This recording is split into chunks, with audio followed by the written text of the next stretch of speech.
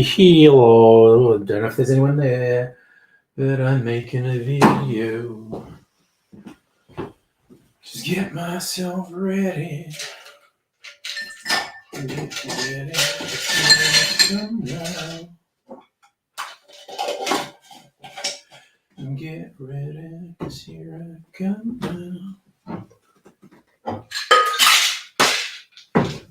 Hey, let's start this.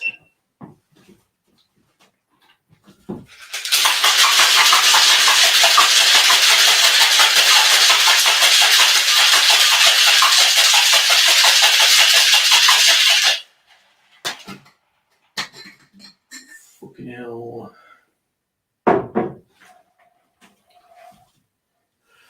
Don't have my strainer. I always forget something.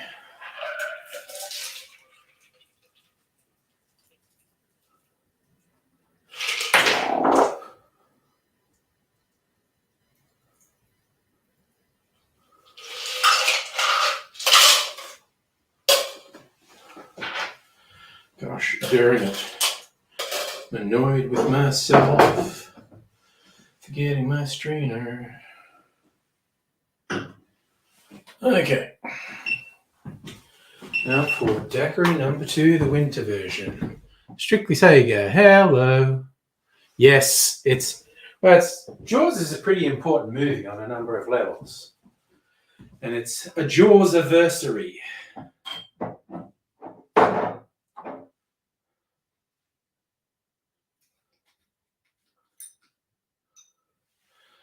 All right.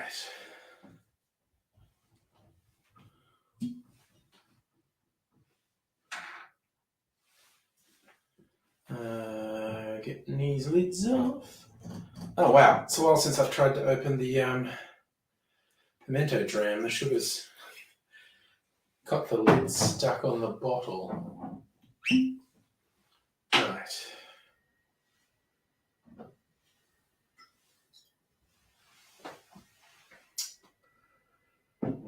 Okay. Just make sure that's in a good spot. That looks like a good spot.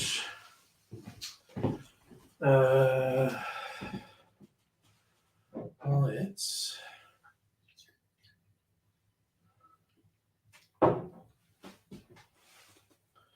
Okay, ready to rock and or roll.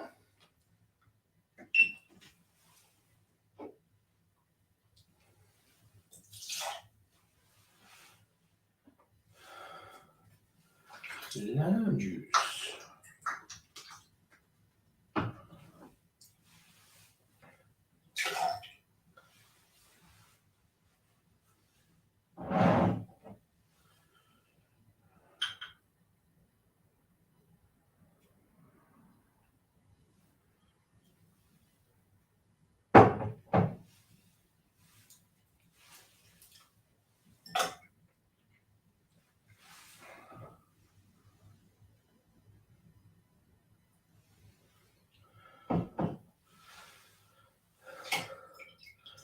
Ooh, that is a dark color.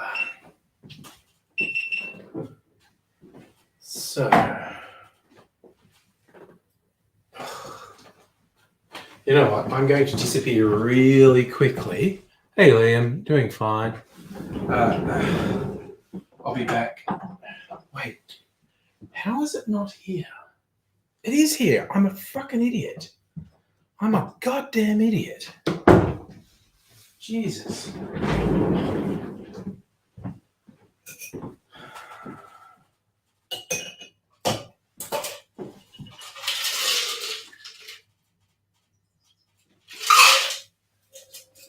Okay. All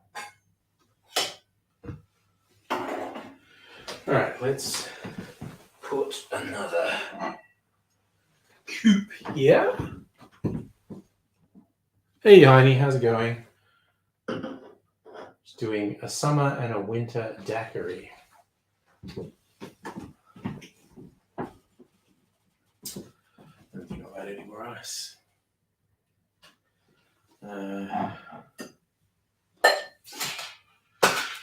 Shot. They're wrong.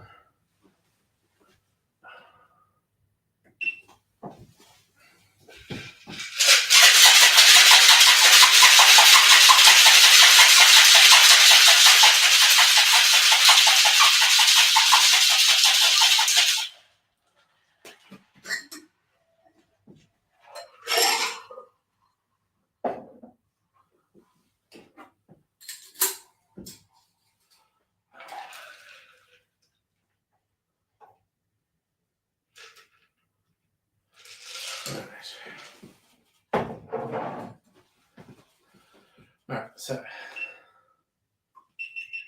Oh, right, you're a goddamn fucking idiot. Sorry, I'm probably going to say that about myself several times. Shouldn't do such negative self-talk, but I occasionally do things that annoy me.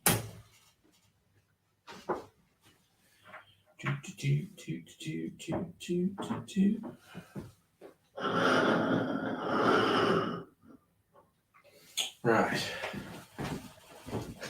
Got to try a little tenderness. Put this down for now.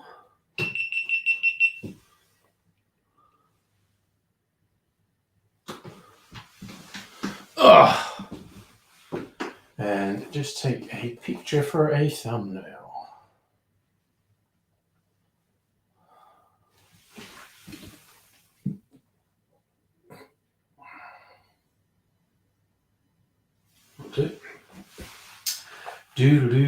Do. All right. Rearrange deck chairs on the Titanic.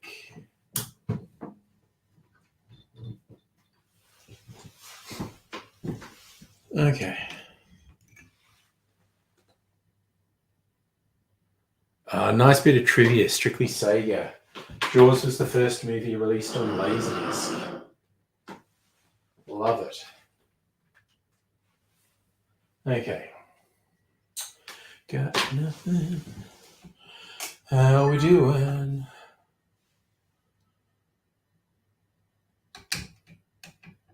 Alright, that looks... So I'm just... Something here. Yeah, okay. That's all good in the hood. Loto on Twitch. Hello. I'm just making a video. I'm going to be talking not to the stream for a couple of minutes. Yeah.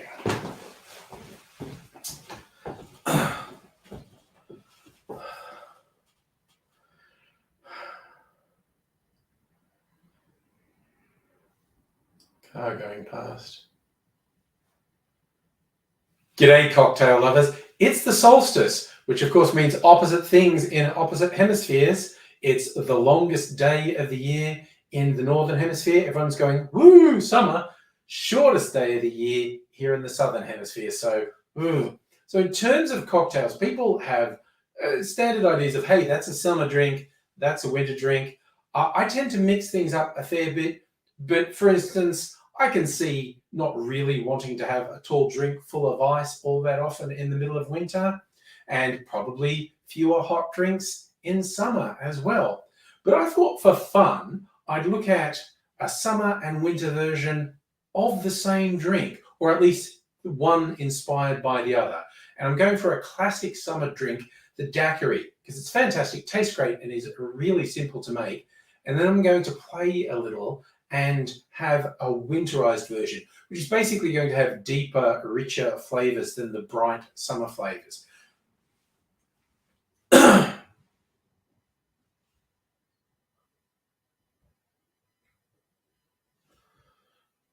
For the summer version, I'm going to keep it simple. I'm going to use white rum. You don't always have to use white rum for a daiquiri, but I'll just use this sugar syrup. Ugh. For the summer version, I'm going to keep it fairly simple. It'll be white rum. You don't have to use white rum. You can use a lighter rum in a daiquiri, but this sugar syrup, lime juice, and that will be it.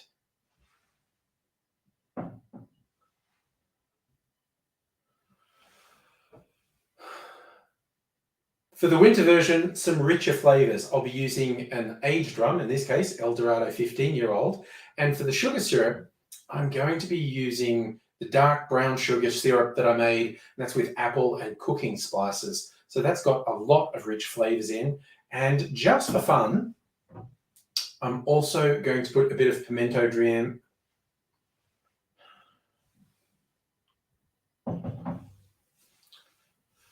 Just for fun, I'm also going to put in a bit of pimento. Oh, why is that so hard to say?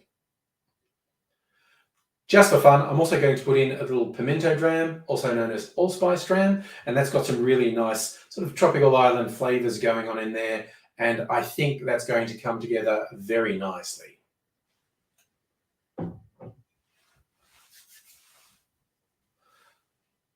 I'll be shaking both of them up, and it goes like this. For the classic daiquiri, I'll be doing 2 ounces, 60 mils of white rum, and then 1 ounce, 30 mils of lime juice, and finally 3/4 of an ounce, about 22.5 mils of sugar syrup. Add ice to the shaker, shake that good and hard for 10 or 15 seconds till it's nice and chilled, and then I'm going to strain that into a chilled coupe. Another car going past. For the winter daiquiri, I'm going to start with 2 ounces of the aged rum, and then I'm going to add 1 ounce of lime juice again, and then I'll add 1/2 ounce of my brown sugar syrup, and then for fun, we're doing about 1/4 ounce to 10 mils of the pimento dram. Once more, adding ice to the shaker, shaking good and hard for 10 to 15 seconds, and then straining that into a chilled coupe.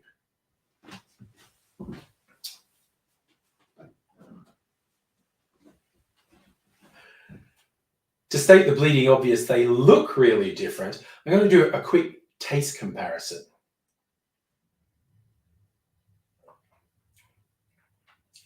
Oh, that classic daiquiri, so bright, such great flavors. Right? This is how I try out new rums, essentially. Whenever I get a new rum, I make a daiquiri with it and see what it tastes like. Now, how closely related is the winter cousin?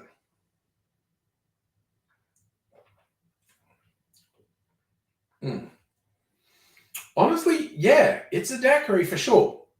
You've definitely got those deeper, richer flavors, some of the spices, some molasses type notes from a brown sugar, and there is a lingering taste that's almost that Christmas pudding or fruitcake type of flavor that you get for those winter desserts. They're both really good, and I just thought I'd show off. I mean, some people watch from Australia or other places in the Southern Hemisphere, some watch in the Northern Hemisphere. You can have your daiquiri however you like it, whether it be summer or winter. I hope you enjoy it, and I hope you come back again and see me sometime. Until then, I'm double fisting daiquiris. Cheers. All right, now I'm going to sit down with 2 daiquiris. Yeah.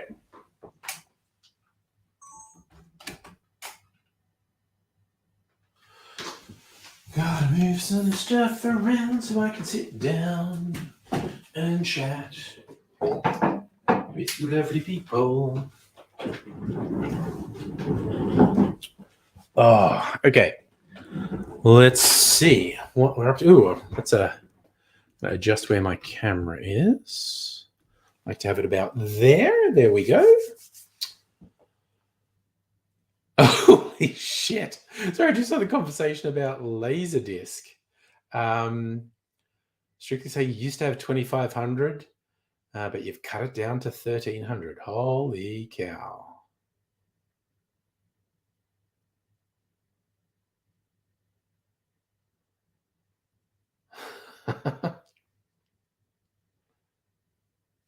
Oh, Frank, tag is this on the Facebook? Was this the car accident? I did see you post pictures of a car accident earlier. Let me check. I can see about what it is you speak. Checking the bookie de face. Let me see. I do see it. I'm just checking if there's anything else I wanted to check.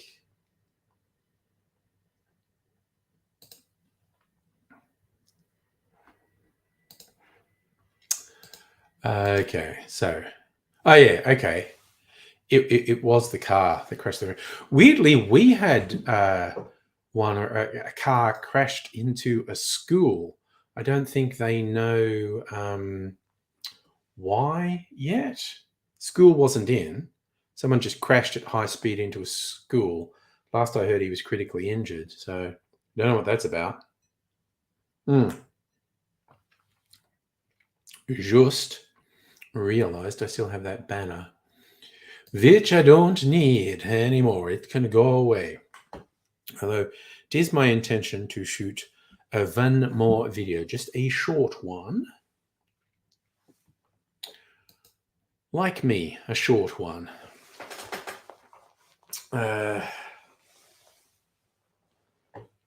Okay. So actually. Hey, Ms. M Creations, how are you this fine day? Oh, I wondered if this guy was going to get back to me.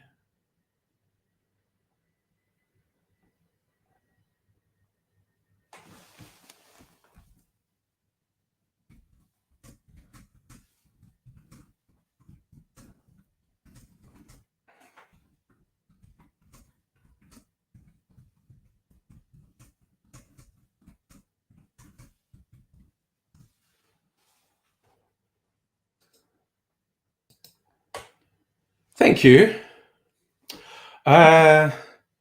Daiquiri day today. So no, it's missing a button. I went to put it on. I should have fixed it. It's missing a button. So it looked like I'm being super 70s with a wide open collar.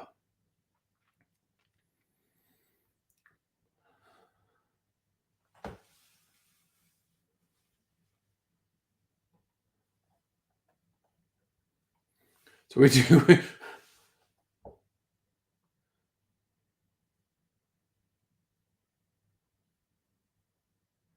So you literally have a store. I thought you might have just been doing this stuff online. Oh God, and you told me how to pronounce it properly another time, and I've totally blanked on it. Oh, Home for the Elderly. That's it. Yes, Home for the Elderly. Yes. LD Laserdisc. Yep. See, I might be old and forget things, but sometimes they come back to me.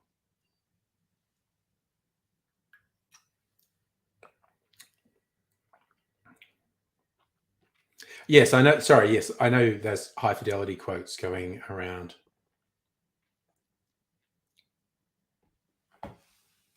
Oh, sorry, that's actually okay. I don't know high fidelity that well. I didn't realize that was a high fidelity quote. Yes, I have seen the movie High Fidelity, not for a while, and I didn't commit all the memorable quotes to memory. I do remember beats of it.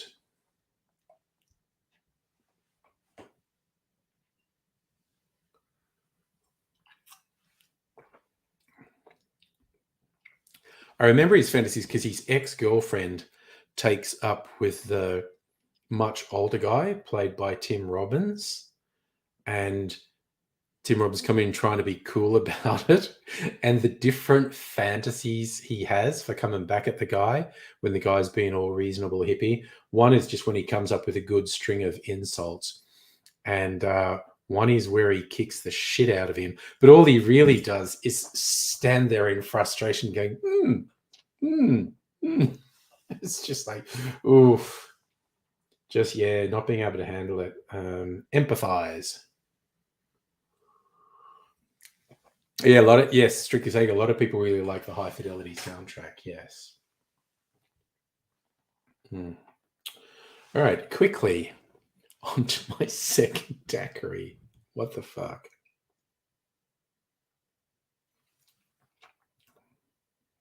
Yum, that really does has some nice like Christmas pudding flavors. Fruitcake with maybe spiced fruit in it. It's very rich. Actually, speaking about good soundtracks, again going back, John Hughes always had good soundtracks in his teen movies. You know, Breakfast Club, Pretty in Pink, Some Kind of Wonderful. I'm sure there were one or two others. The movies were of varying quality, but the soundtracks were always good. Again, for like popcorn teen comedies from Hollywood, the soundtracks were fucking stunning.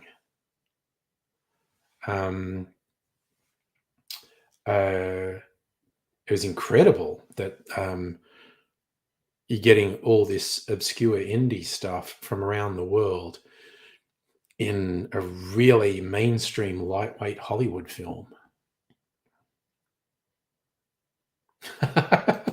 Frank, are we thinking about the olden days when we were littlies? Yeah, technology.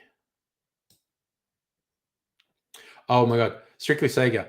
I fucking despise the resolution on the Breakfast Club where the only interesting character there, the weird goth girl, normies it up to attract the fucking jock. Oh my god. And just generally the morality and messages in John Hughes films honestly tend to be shit. I think the best one, the least objectionable one, is probably his least well-known one, Some Kind of Wonderful.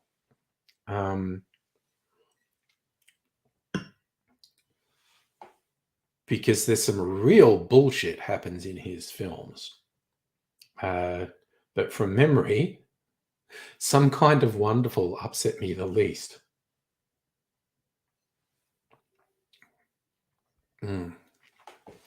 But yeah, forgetting the films, the soundtracks were truly incredible. And Frankie, I also agree. Goth girls are hot. Okay, so 1987 film, Some Kind of Wonderful. Just revisiting who was in the cast. Eric Stoltz was the romantic lead. Mary Stuart Masterson is in it.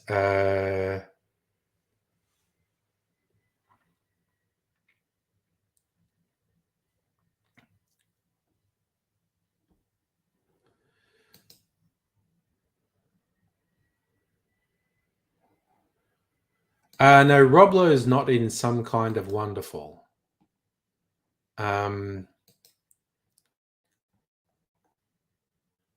He's not in a featuring role. Let's see which one. Rob Lowe, John Hughes film.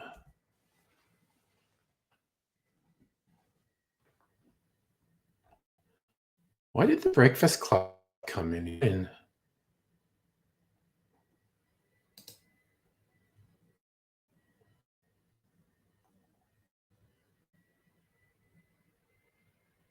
St. Elmo's Fire? Is that what we're thinking of?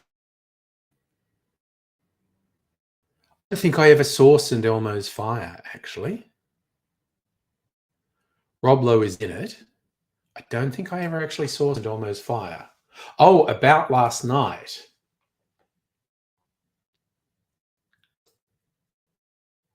I don't think that's a John Hughes film. What I love about the film About Last Night, it is an adaptation. It's from okay. No, wait. There's a 2014 version. It's an adaptation of a play called Sexual Perversity in Chicago. It's such a good name play, and they decided they're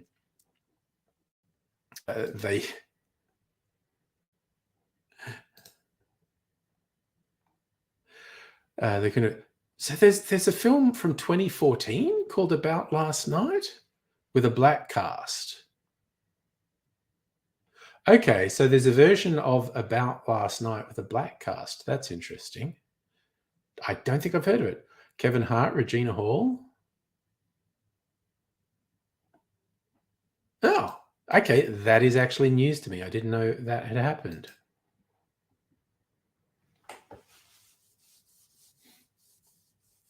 Oh God, Frank, so much wrong with Jimmy Savile. So, and for all the conspiracy fuckheads who normally talk absolute shit, Jimmy Savile absolutely was protected by the establishment, by Thatcher, by the government, by the royal family, by the BBC. He's one where all the conspiracy stuff comes to life for real in a real person. It's fucking nightmarish the degree to which people covered for Jimmy Savile because they fucking knew. I mean, Johnny Rotten shit talked Jimmy Savile way back. It was either late 70s or early 80s. And it's like, okay, so if it was that open a secret that Johnny Rotten's shit talking him on TV, they've been fucking protecting him for so long. Do you have a better memory for this film trivia than me, Strictly Say? I don't remember Rob Lowe doing the worst Oscars show ever. But he did well on TV in the last 10 or so years. So I think, Frank, we agree generally the racists just lose their mind generally. I don't know what specifically you have in mind in this case. Oh, okay. It's actually worth checking out. You're going to share it on the Discord. Nice. And I will find time to check it out.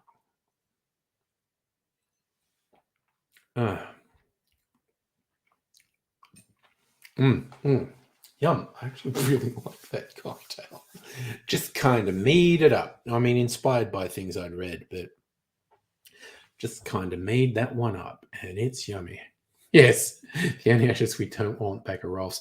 If I remember rightly, also, Rolf Harris's family didn't go public with his death for several days afterwards because they knew, like, no one's going to get... Actually, no, some conservative fucking weirdo, culture warrior fucking weird. They don't even count as conservatives. They're not true conservatives. They're not adhering to a consistent political ideology. They're just weirdo right-wing culture warrior fuckheads that actually had people essentially trying to say, Rolf Harris did great things. It just... Fuck me. Oh, okay. Yeah, okay. The all-black cast in About Last Night.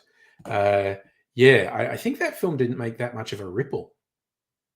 But I didn't know it existed. But there's one of the podcasts I listen to regularly, The Rewatchables, where the guys talk in depth about various films that they think are rewatchable. I mean, they think they're all good. Sometimes they do cheesy ones because they say they're fun to rewatch. But one of their categories is like with this film. Oh, sorry, Frank. Heading back to work. Thanks for dropping by, mate. Yeah, one of the categories is they say with this film, could you do a prequel, a sequel, a prestige TV show, or all black cast version of this movie? And would any of those be a good or bad thing? Because it's interesting how often that happens. Films get remade with different casts, either gender or race roles are changed.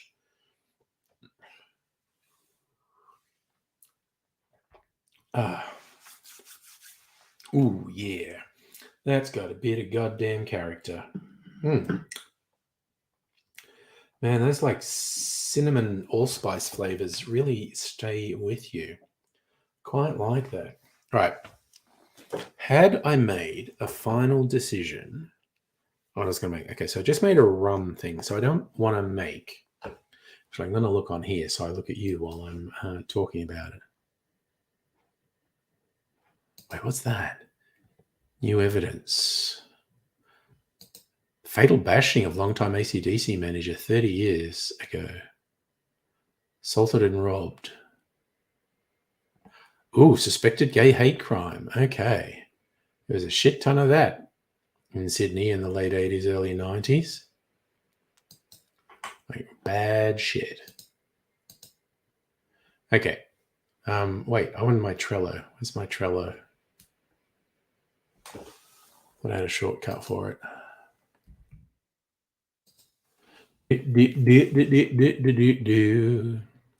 Lioness Division Bell. Okay. Okay. So the ones I was kind of okay. Bosun Bird is another rum one. Don't want to do another rum one tonight.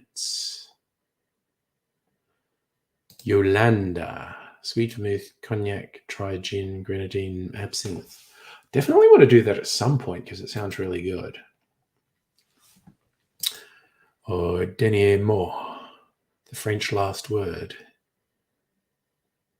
You know what? That's pretty fucking simple. I might do that.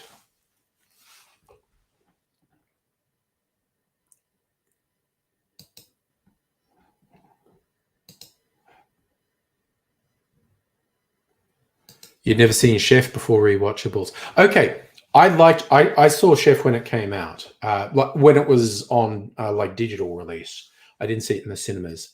Or did I see it? Anyway, I saw it. I saw it when it came out, and I did enjoy it. But what I remember thinking is, this is a really low stakes movie. Nothing bad happens. The worst conflict is people having verbal arguments or Twitter arguments. But I really enjoy. I mean, it's food porn. That movie, like the way they do the grilled cheese on the hot plate, that is the most full-on food porn. It's almost like a porno the way they do that. I know that term food porn gets thrown around a lot, but holy cow, Chef is food porn.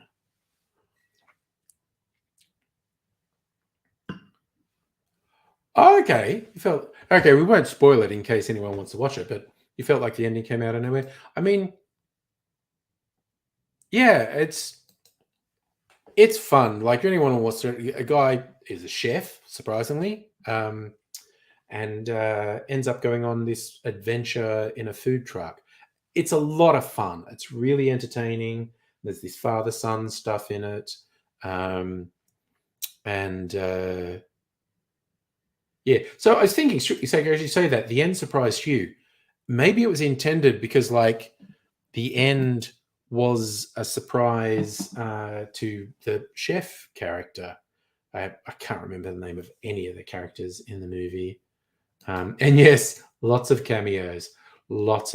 So actually some really good cameos in it. Robert Downey did a really funny one, if I remember rightly. Yeah. Jon Favreau. I was trying to remember his freaking name. He's more famous as a director these days, particularly because he took on all the Star Wars stuff.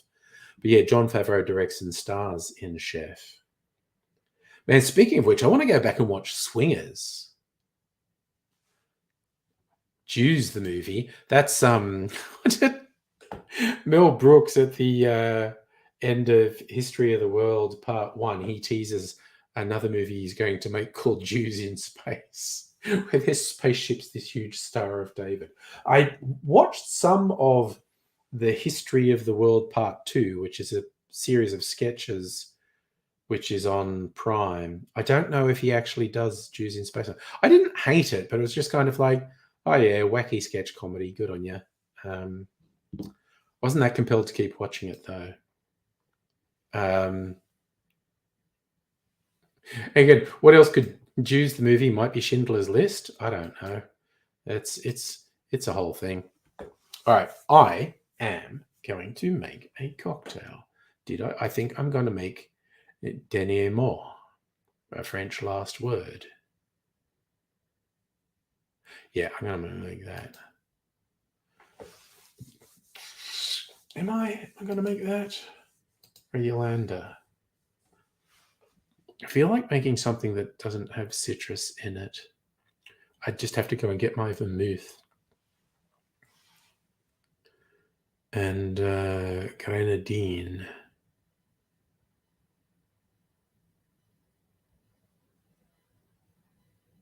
You know, honestly, I think I'll make that one. I just have to go out and get my sweet vermouth.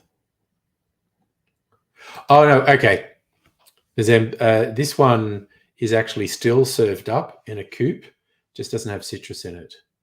Oh, I'm sad to hear you're still in lots of pain, but, you know, go you with your massively strong painkillers. Strictly say your favorite two Mel Brooks films. Okay. Oh, okay. Yeah. All right.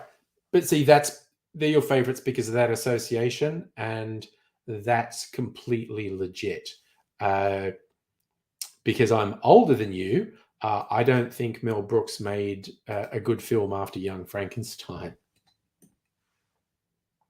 And I know that upsets some people, but I think History of the World Part 1's pretty fucking dodgy, and I think Spaceballs and Men in Tight are shit, just overdone, overplayed jokes. He lost all his subtlety.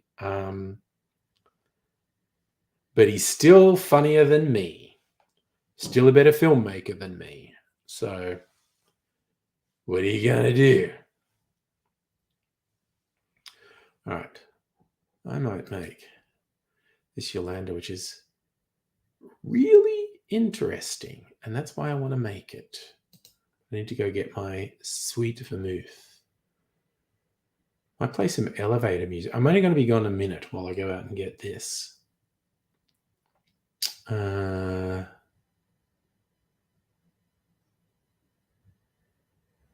Oofed. Yes. Okay. Well, that was particularly bad. Dracula didn't loving it. And there was another one. I think it was called Life Sucks, which I think people even forget that happened because it was so bad. And I've said this before, but it does my head in that his movies got so sucky. But I saw him on the Jerry Seinfeld's Comedians in Cars Getting Coffee, and he was fucking hilarious. Mel Brooks. He's a great raconteur. He was really bad. Okay, you reckon Life Stinks wasn't bad? I never watched it, so I don't know.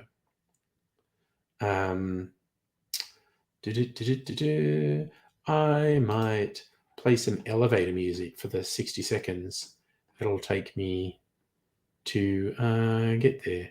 Oh, we were talking about cinema. This is called Acoustic Cinematic. Right, I'll leave that playing for 60 seconds. Just going to go get my sweet vermouth.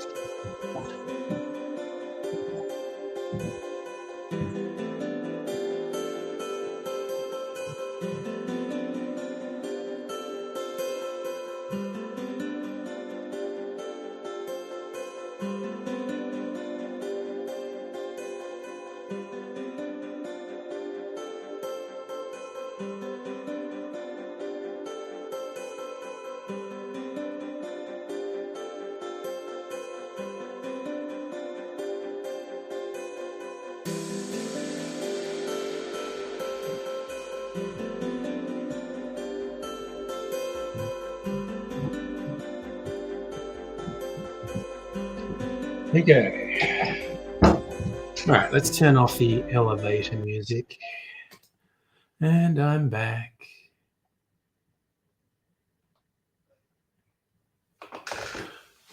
Okay, sweep the move. All right, I need to clear some stuff up. Let's do this. Get a chair out of the way for a while. Camera back over here.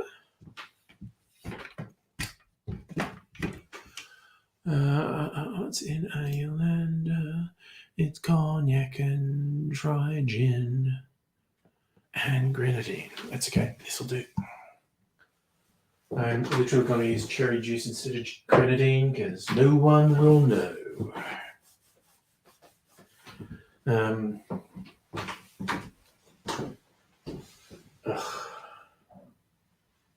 right. Strain this off. No. Now strain off the water.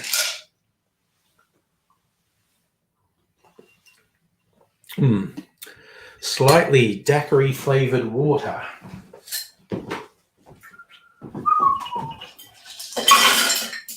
I'll put that there. All right. Put all my runs away. Put my runs every time. I need to empty that. I have a replacement bottle, so I can empty that. Oof. You know what? Fuck it. I don't care.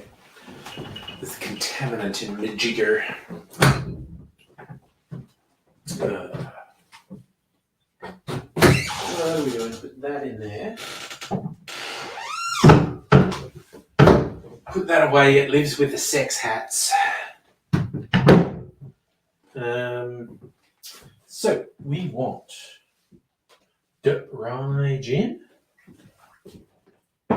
sweet vermouth, and cognac. Now, speaking of finishing things, I want to kind of use a bit more of that. Put this away. I forgot to put that in the last drink, and it ended up not needing it. Okay. A 40, 1.5, 2/3.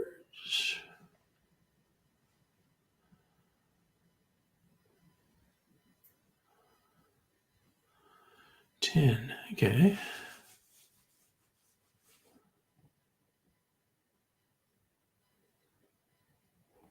All right.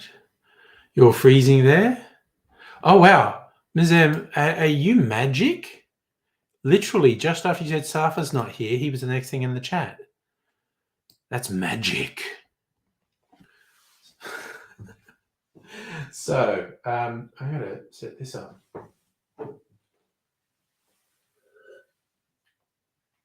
Okay. I need my GoPro again. Let's get that happening. Just get this all happening.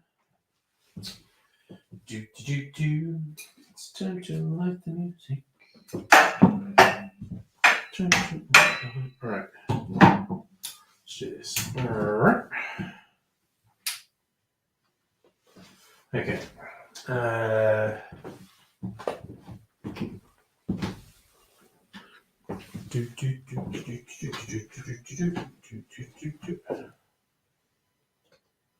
Yolanda.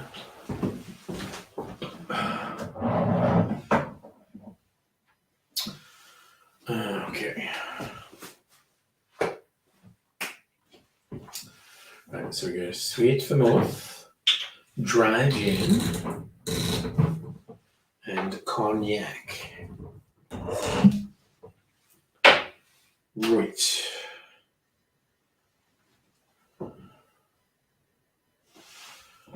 My name is Yolanda. All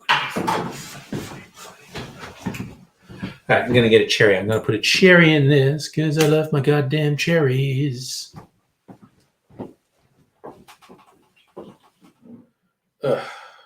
Ooh, first go. Nicely done, me.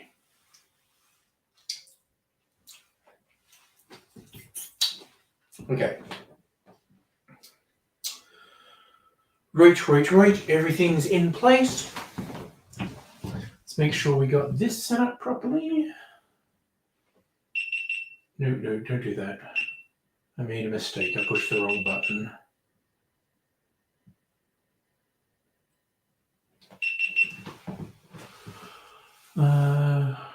Yeah. That's good. Right. Let's Paris in the sweet mood. There we go.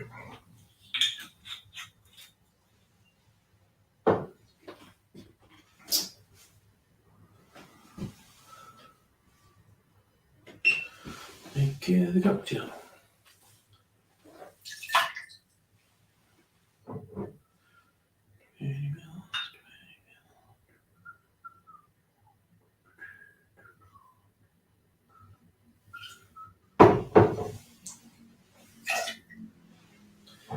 And just 10 mils of gin.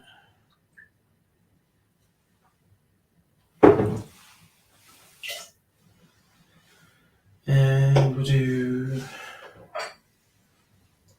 half a bar spoon.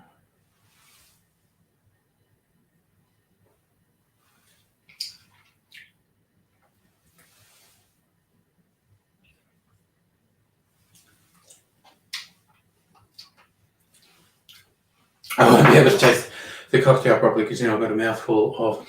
I forgot. There's the dash of absinthe.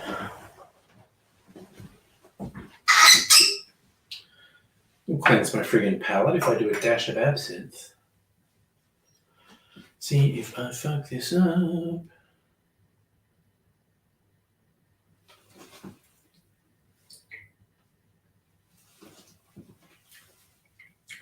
Oh, yeah, that cleared the sugar out of my palate. Now I've got licorice. Now my mouth tastes like licorice all sorts. Okay, Nick and Nora glass, I think.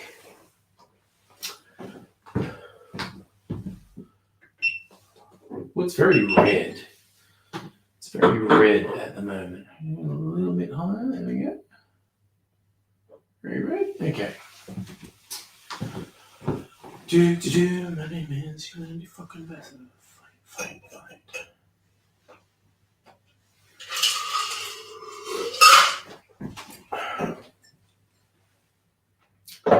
Need some more ice in my shaker.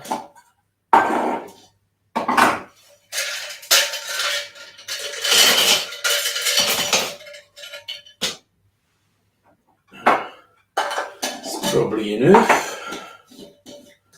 Do this. Do that. Start this. Shaky shake. If you're wearing headphones, watch out.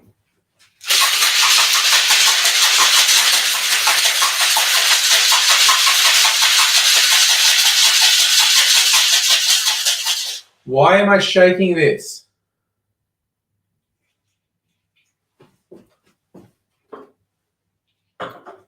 God damn it. Hate it when I make dumb mistakes.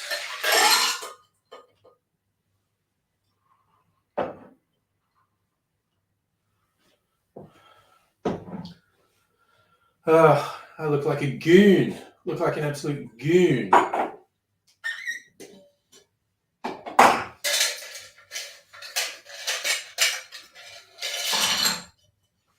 You all should have stopped me from doing that. I hold you all personally responsible. Ugh. Such a goon. Such a goddamn goon. Should stir this.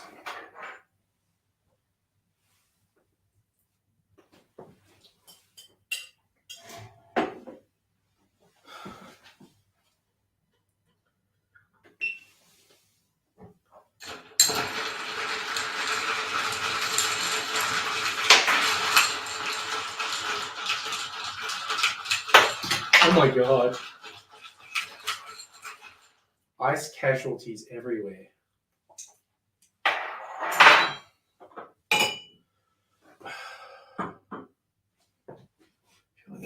Goddamn idiot. But anyway.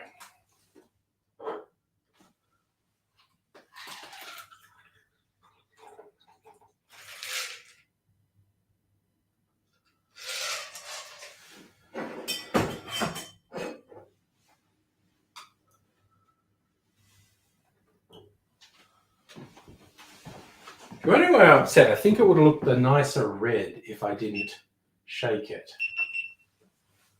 The red's coming back. That's okay. Oh my God, you're so right.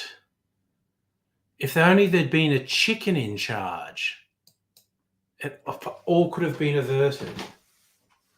Well, I'm shutting the gate after the horses bolted.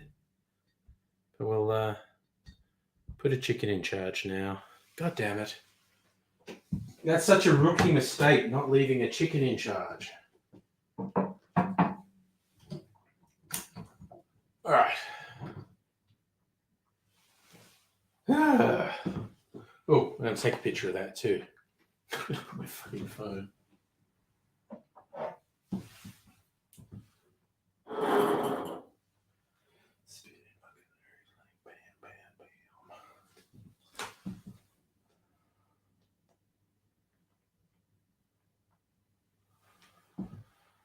All right.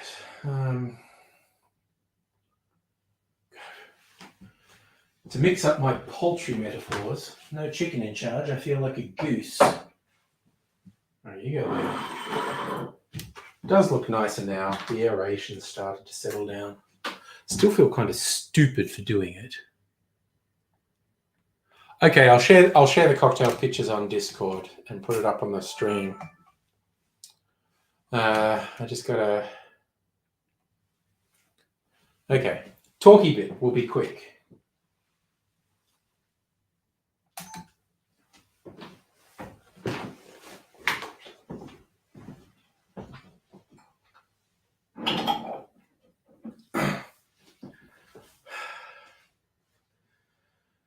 G'day, cocktail lovers. I felt like making a vermouth forward drink rather than a spirit forward drink, and I found this in... All right, doing it a different way.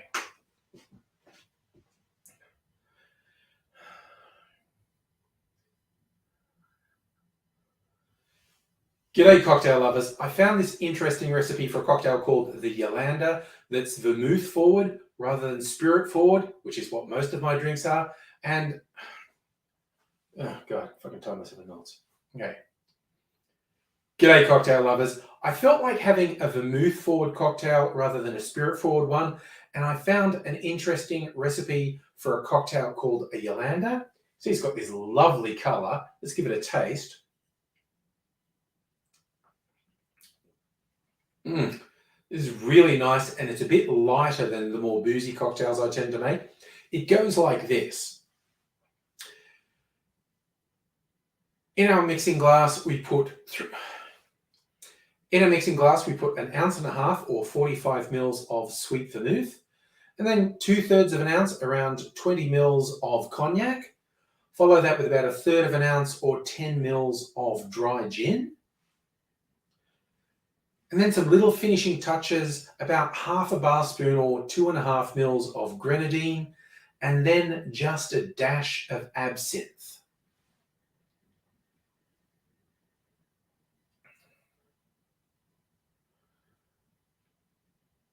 It all comes together in a really nice cocktail, and as it's only half the normal alcohol content, I can have 2 of them. Cheers. All right. Let me sit the fuck down after that thing. Hello, Lillian. Hello, Kirsten. Ooh, and I have questions for you, Kirsten.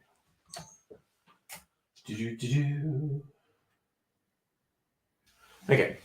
Getting stuff out of the way. Now I'm just going to sit down. I'm not going to make any more cocktail videos tonight. Just going to take it easy. And I guess the chicken's not in charge anymore. You can go away. I was just calling geese poultry because they farm them, but you're correct. Hey, Greg, how you doing? No, I haven't seen Megaleech tonight, Safa, actually. Okay, where did I put my freaking phone? Honestly.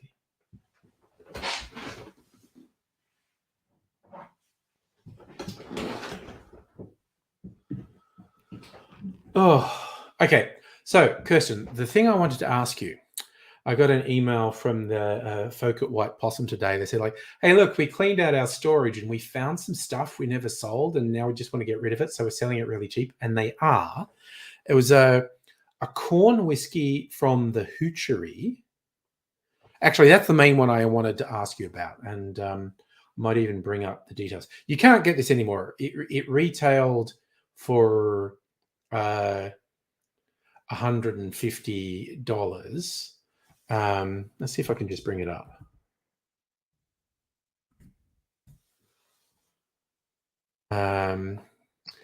When it was originally released, it retailed for $150. Cocktail supplies, flights, cellar. Wait, is that where it is?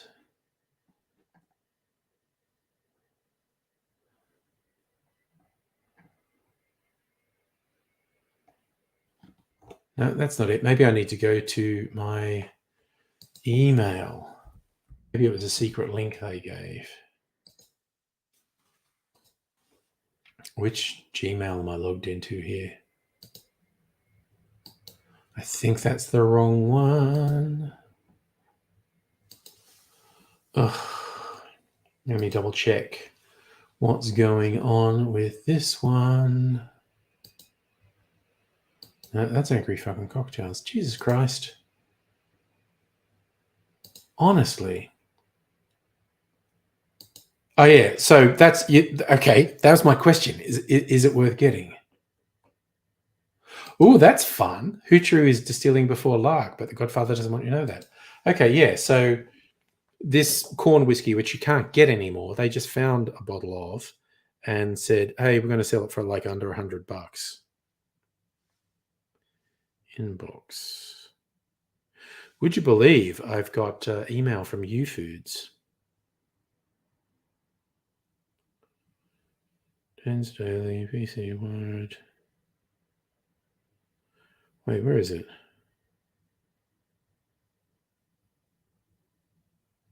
Gosh darn it.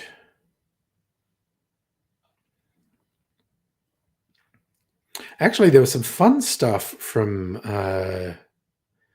bloody what do you call it? The Bitters Lab. That's some whiskey barrel-aged maple syrup.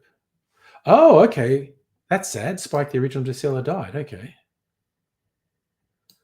Heine, I think most of my views come from people searching or going on browse. Okay, so I found it. I had to refresh. So fire sale. Shop the fire sale. What's the URL for it?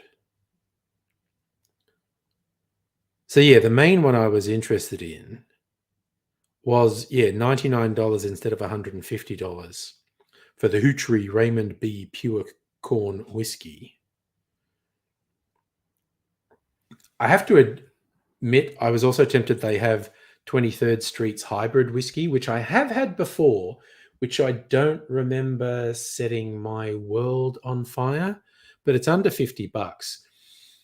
And what they've done, it's an Australian distillery, but they've actually imported some Scotch and some bourbon, and they've blended them, and then they've finished that blend in an ex-bourbon barrel. So it was just like an experiment they did where they blended Scotch and bourbon, and so it's called a hybrid whiskey. That's actually really nice. Okay, yeah, okay. I think we agree on that, Kirsten. It was like, oh, I got it just because it sounded interesting. I might have even got a smaller one, like a sample one, and just gone, oh, okay, yeah. All right, but you reckon the the Hoochery one is worth getting. Well, it is. It's a third off.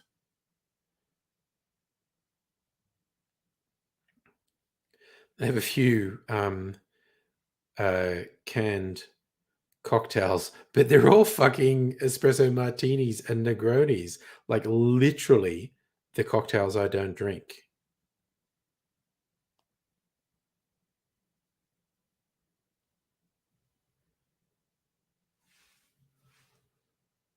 So look, okay, if they haven't sold out of it by tomorrow, I might get it.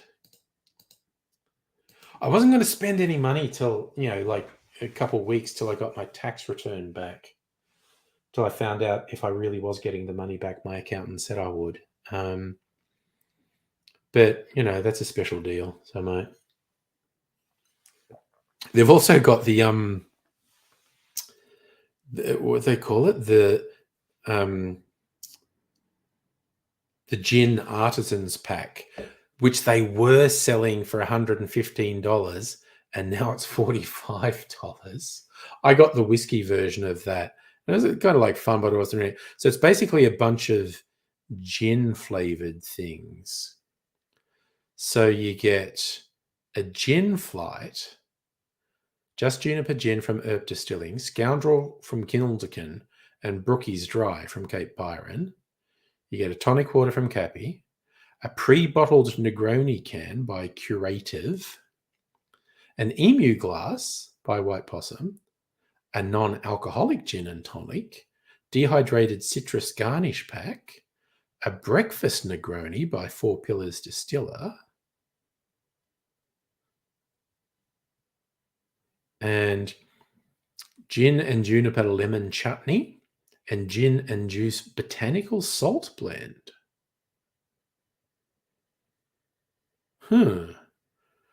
Like good for rimming cocktails, I guess. Ms. Creations, I am in the fine southern capital of Melbourne. Or, despite the way it's spelt, as we say it locally, Melbourne, which confuses visitors. They look at how it's spelt and they go, I'm in Melbourne. No, you're not. You're in Melbourne. And then, but there's extra letters in there. Fuck those extra letters. We don't like them. We actually just wanted the city to be spelled Melbn. All those extra letters are interlopers. It's not Melbourne, despite how it looks. It's Melbourne. Man, that's actually pretty fucking tasty. There's the thing with vermouth forward drinks. You tend to get all these fruit flavors in the grapes and raisins and whatnot. Quite like it. Like I said, that is a comparatively lighter cocktail. So I feel vaguely strong. You're going to visit Sydney. Sydney is great for tourists. Again, the harbour's fucking stunning. It's cold. Timing wise, friggin' cold. It's like our winter, so rug up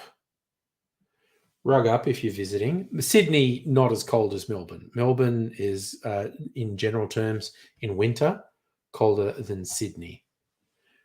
Our summers are as warm as Sydney summers. Sometimes it's hotter here, but our winters are definitely colder.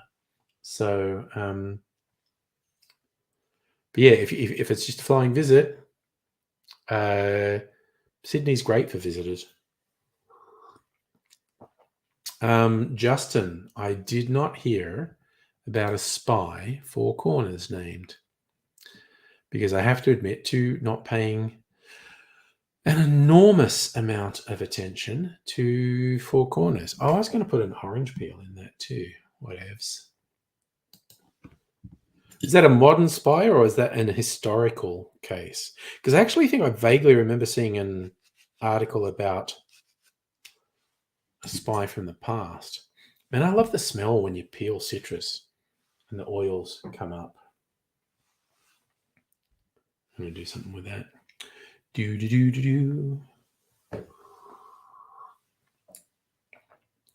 Yum. Oh. All right, I might actually get this Get better. Get some of this clean ice that's still in here. Do, do, do. Get better.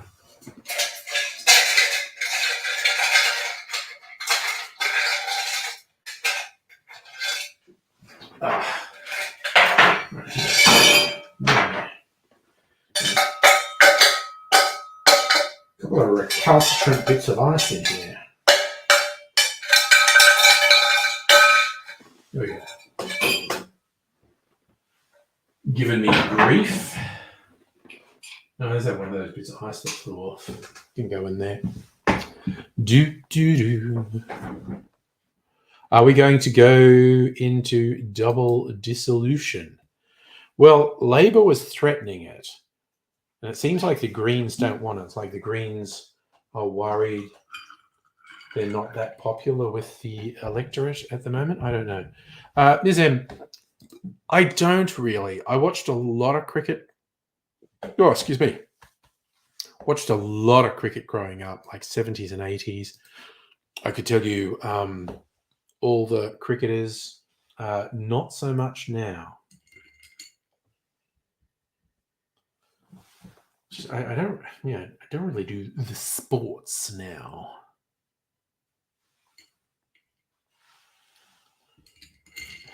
Certainly one of the points of connection between Australia and the subcontinent. Cricket. Now, many years of rivalry with different teams having the upper hand in different years.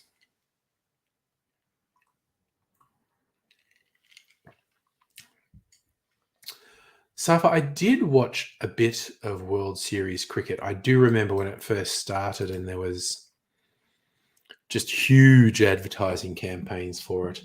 And traditionalists derided it as pajama cricket because the players were wearing the brightly coloured clothes instead of the whites. Oh, yes, the Ashes. Yes, sir. I was vaguely aware of the Ashes being on. But yes, I definitely watched a lot of cricket growing up, but not these days as a rule. Thanks for sharing, Safa. Currently 4 degrees Celsius in Dubbo. For those who don't know, my hometown. Place that gets real fucking cold in winter. Out there on the Western Plains and gets real hot in summer. Though I guess the temperature divergence isn't as big as some, because I've heard tell like some places in Canada that will have winters that get below minus 30 Celsius, as low as minus 40, and get above 30 Celsius in summer. In like heat wave conditions, hit 40 Celsius in summer. That's just ridiculous. Humans can't function in an environment that varies that widely. That's not right. A 40 degrees Celsius back and forth is bad enough, but 80 degrees Celsius, that's just wrong. That is absolutely wrong. You get people who grow up in the more temperate places where the divergence between winter and summer is only about 20 or maybe 30 degrees on average. When they hear of, like London, where they expect summer to not get much hotter than 25. So if it goes over 30, they freak out. And it doesn't usually go below 0 in winter. When they hear about serious summers, like Australia's, they forget. Yeah, but when they get their heat waves, which are like high 20s into the 30s, they're not built for it. They are not built for it. At least when we get the heat waves, we pretty much friggin' expect it. Oh, right. Checking Discord. I was going to post stuff on Discord too, wasn't I? Wait, do I still fucking have Discord open? I don't know. All right. I don't think I have Discord open even.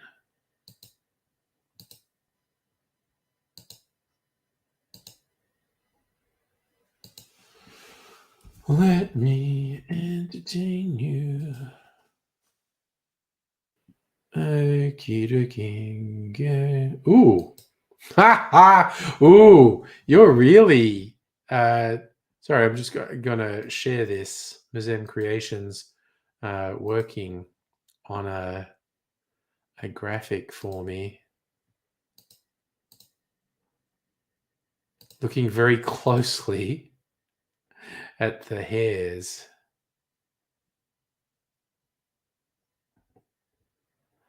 It's a work in progress. I love it.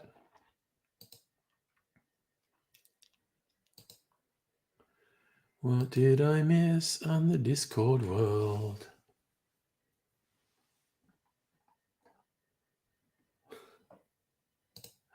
Okay. Right. I was going to show you what, because I take the pictures both for, potentially a thumbnail on YouTube and to promote on some websites. Wait, what am I doing? Get Discord on my phone and we put it in cocktails. This one, summer and winter daiquiris. Post the picture und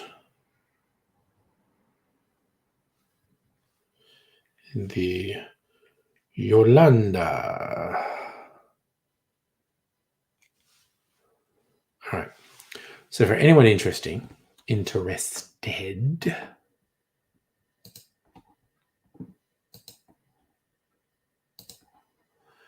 these pictures.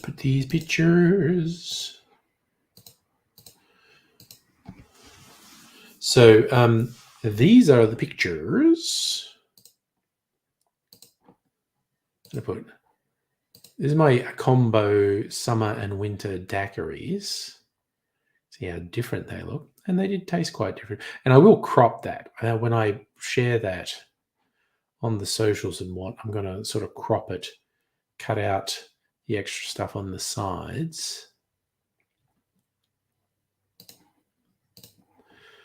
But there's also the picture I took of the Yolanda, and same deal. I'm going to crop it and cut out the extra bits on the side, and just so you see the glass and the bottles that went into it. It looks pretty cool. I don't know. That's not bad. I don't mind that. Not bad.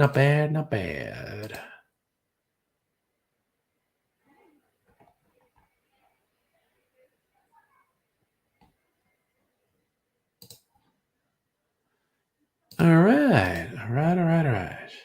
Holy shit, Justin, -6 in Canberra. God damn it, dude. Why do people live there? I mean, I know why people live there, but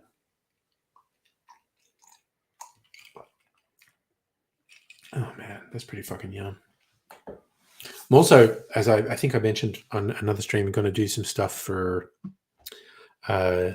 Dry July. I'm coming up with some non-alcoholic clarified cocktails.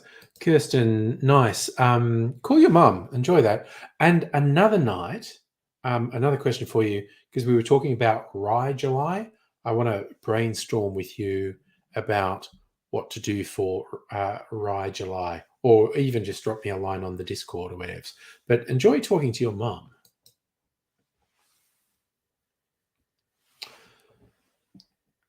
Yeah, so with the pictures, I'm going to, let's say, crop them a little bit, focus more on the glass, cut the extraneous stuff from the sides out, and, just keep plugging away at the old YouTube thing.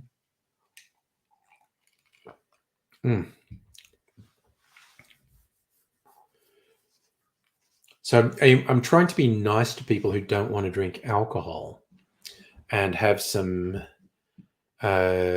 really unusual and yummy, what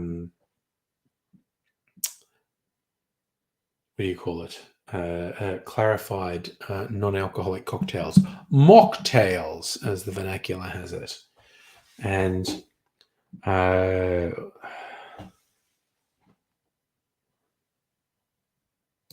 me see. I bring up a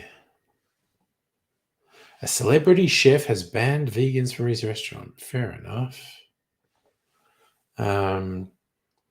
Sounds like clickbait to me.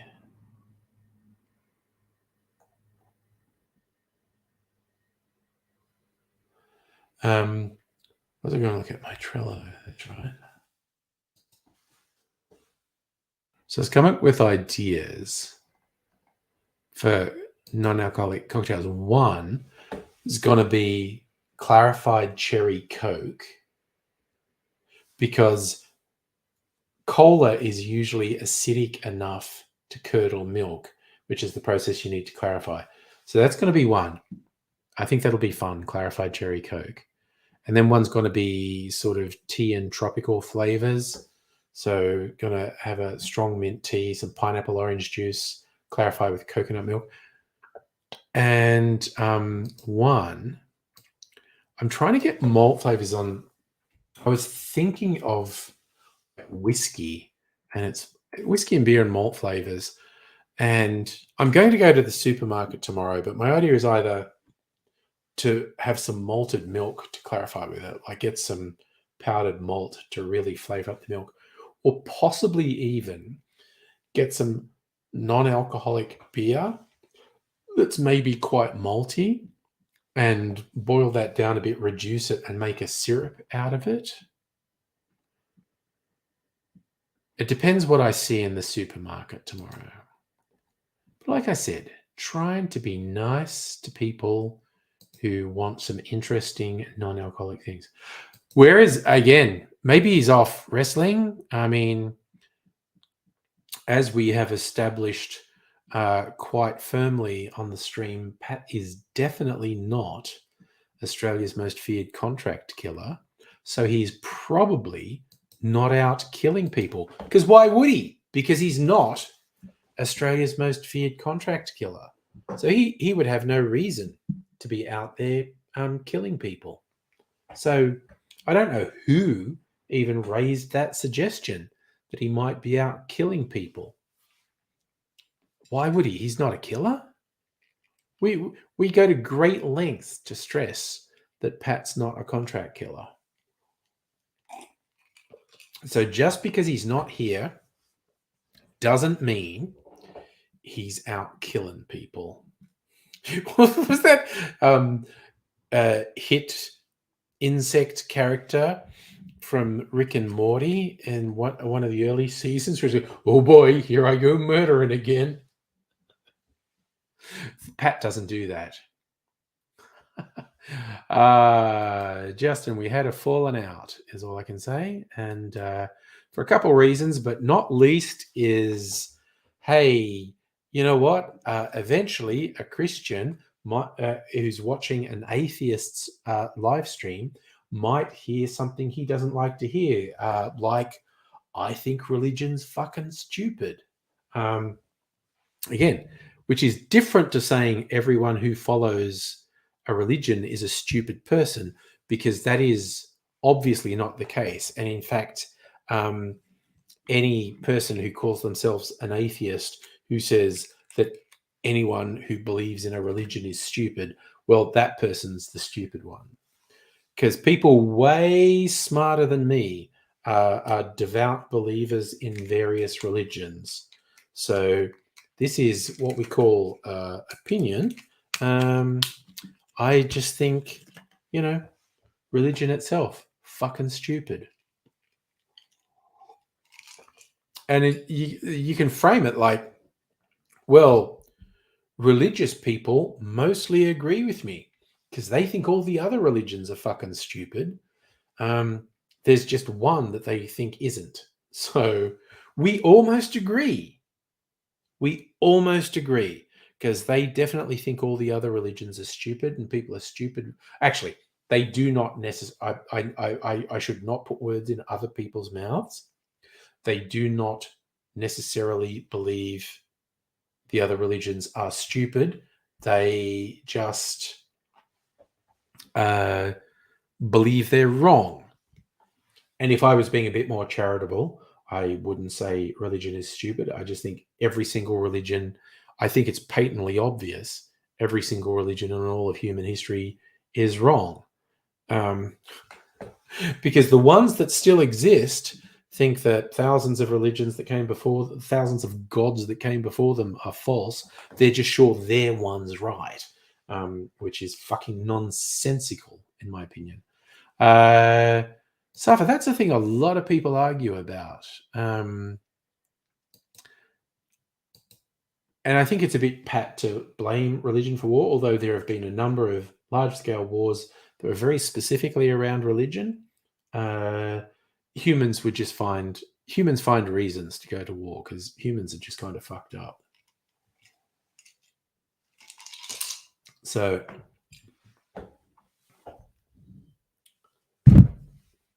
what are you gonna do? It's just the way it is. Humans. What a bunch of bastards. Right. There's actually a lot more ice in here. Right. Drain that water out. Then put some more ice in this glass. Why not indeed? Why not indeed?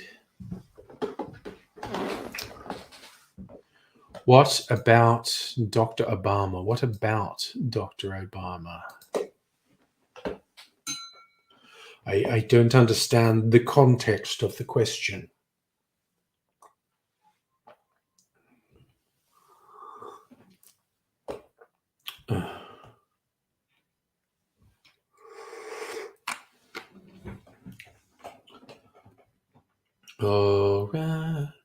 All right, baby, it's the way you are. Okay, what's the time? Safa, I don't know, less than half Tim Smith? I don't know. I was feeling like getting a little bit more Tim Smith, though. Just a question of, with what shall I get Tim Smith? I have an idea. I'm just going to do a small trick. I just feel like doing a little old-fashioned. Not even a full one. I'll keep it light. I'll do twofold. And this sugar syrup.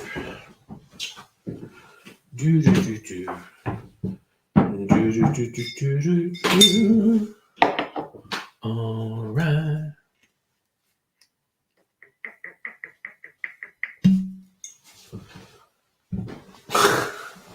Dr. Obama used to be on the stream a fair bit. Okay, well, I'm having a senior moment where I don't know who you're talking about.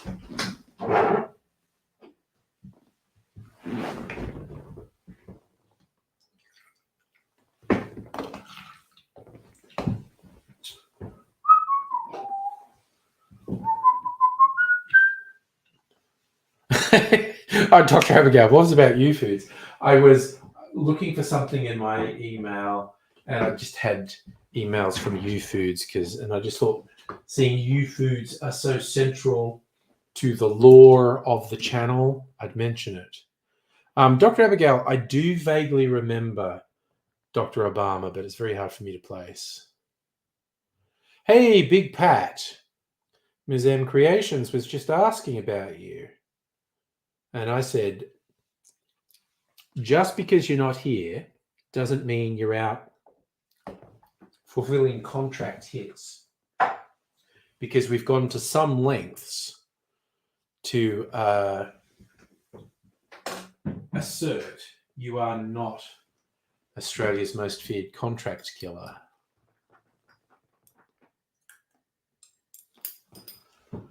So people shouldn't indulge in conjecture. No, sorry, actual U Foods. Sorry. I was talking about actual U Foods.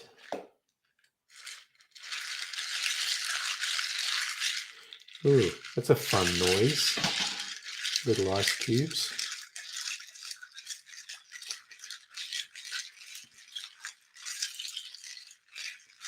I was having a conversation with someone today. There was pretty much about metaphorical you foods, in as much as I was saying, it's weird that people expect me to not tell them to fuck off when they do something shitty, um, because I real fucking do. Holy shit, Strictly Sega. Some squatters across the road set the house on fire. And you've been watching the show. God damn.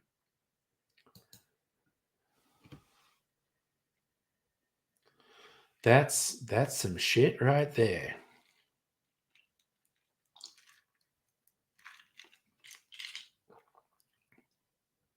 I say Strictly Sega in Mandura. Man, that's a thing when they set fire to a house. Shit, dude. That's some shit right there. Oh fuck. Honestly. Yeah. That's a bit of a crackhead thing to do. Oh no, no. I've seen things like that when people who just are not the most together people in the world do something fucked up, and then they all just try and blame each other, which kind of just highlights that they're all equally fucked up.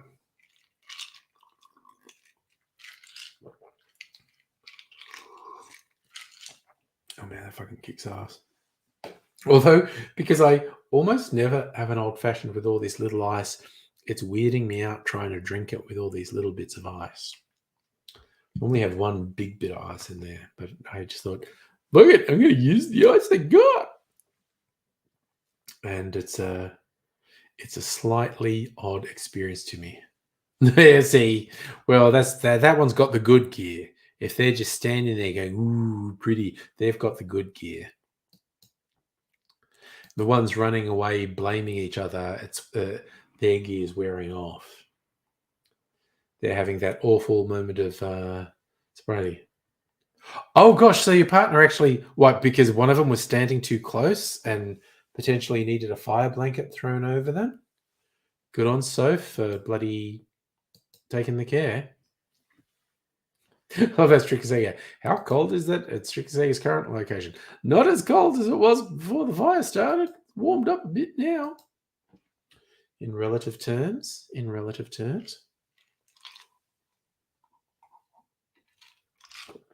Oh.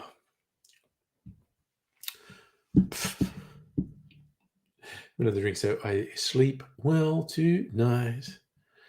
Because I got a busy day at work tomorrow with like 4 fucking meetings. 2 of which I'm presenting at, which is a little bit stressful. 1 of which is with my new boss, which is also a little bit stressful. So basically, tomorrow's a little bit stressful for me.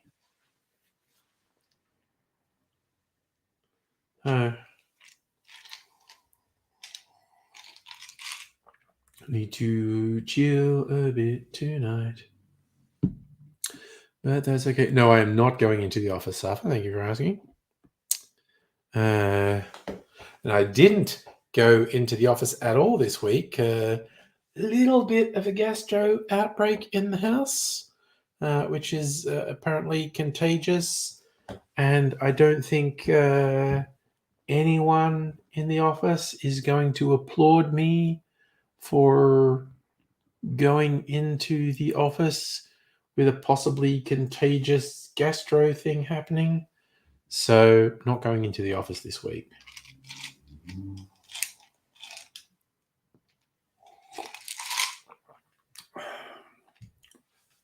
Man, that's so fucking yummy. Anyway, water time. Drinking water. Oh, okay. You have 2 internets. So the other weirdos still haven't cut you off, even though they said they were going to. said they were going to cut you off before they told you they were going to cut you off. So as you say, you're watching Make Up a Drink, hear bangs that sounded like someone hitting a car with a sledgehammer. Good damn. Kirsten, you're back. Hello. Hope you had a good call with your mom.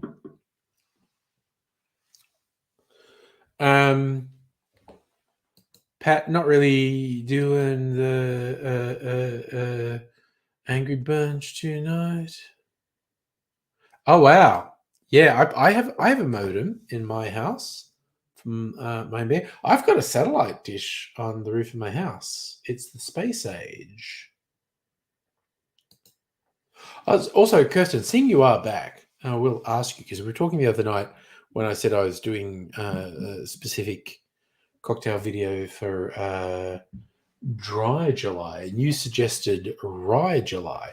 Do you have any suggestions on what I should do for Rye July? Okay, I'll post pictures of the NBN cabling on the floor. Nice.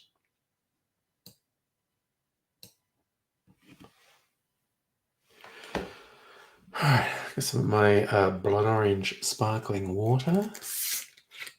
Wondering too, I'm probably going to wake up in the middle of the night and have to get out of bed and pee. Just need a little bit. Saf, the NBN box is in the other room. And I don't feel like going down and getting a picture and trying. I might try and remember to do it for another one. Strictly Sega, you have fiber to the prem getting rolled out before the libs fuck the NBN. Yeah. We all got ass fucked by the libs fucking the NBN. And as I've said many times, I still hold Stephen Conray responsible for that because he alienated Telstra so much they did a deliberate go slow. If there had been... Oh, that's okay, Kirsten. You have no idea. That's okay. I might just make a classic rye whiskey cocktail. I have a couple of Australian ryes over there.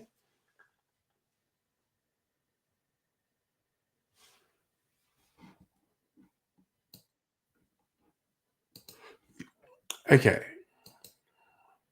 Holy shit. Okay, that's a lot of... Okay. It is actually a lot of cables Dr. Abigail has. That's actually pretty wild. Okay. So, yep, this is pretty... This is a lot of fucking...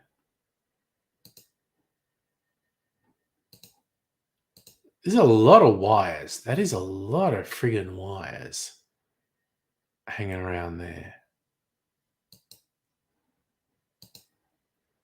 And yeah, that's the view from a bit further away. That is a lot of wires. Holy cow. That's a whole thing. All exposed for anyone to mess with. So these cables, all the NBN connections to each apartment, but they're all out in the open so someone can fuck them up. Oh my God, that's not good.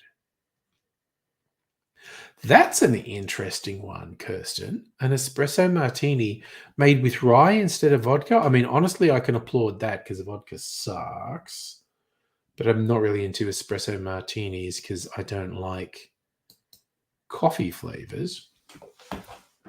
I do need to make the AIDSy cocktails at some point, and I missed his birthday as an opportunity, but I might just do it. I definitely want to do a cocktail inspired by an espresso martini based on AIDSy's preferred way of having coffee, and call it a code grey because he had lots of milk in his coffee. So I'm definitely not using vodka. I'm going to use the Archie Rose Blasphemy coffee whiskey and a cream liqueur and some sweetness. I'll probably do brown creme de cacao and my spiced apple sugar syrup. So, because AZ had his coffee, so strong, lots of milk and lots of sugar. So, yeah, I'll blend the blasphemy with. I've got a white chocolate cream liqueur. I might use that and various sweeteners and call that version of an espresso martini the Code Grey.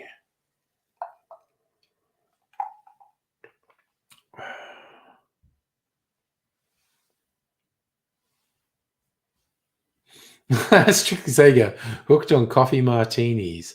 How do you make the coffee shot cold before you tip it in with the rest? Look, my advice would be either make your coffee earlier so it cools down, or just shake it with ice. Shake or stir it with ice, and that will chill it. Because I think it's not unheard of for people to actually use a hot espresso shot in an espresso martini. But either make it ahead of time so you've got time to cool it, or just shake or stir it with ice.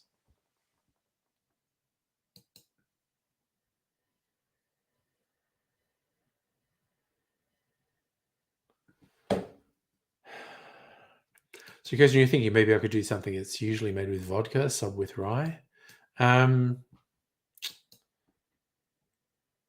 You've actually put in my head a rye espresso martini.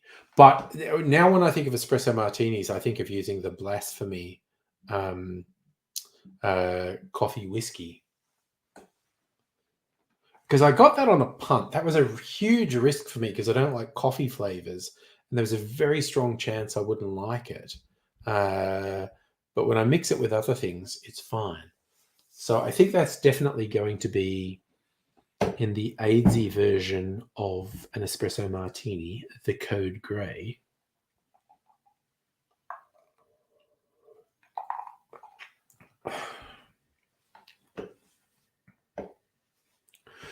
I did actually make a blasphemy old fashioned. That was one of the things I tried it with when I got it. Real fucking good.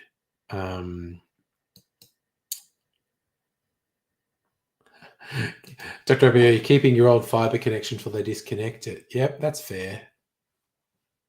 No, that is an absolutely fair thing. Keep using it while it exists. Definitely. I can back you on that. I think that's a good thing to do. Oofed.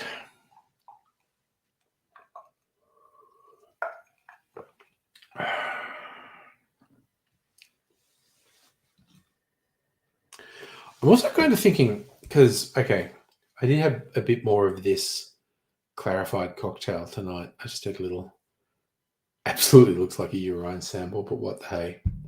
Because when you clarify cocktail, the curds that are left over have a bit of color from whatever was in it. So if, for instance, the spirits in it were just the brown spirits, whether that be whiskey or rum or brandy, the curds are going to be a kind of poo brown color.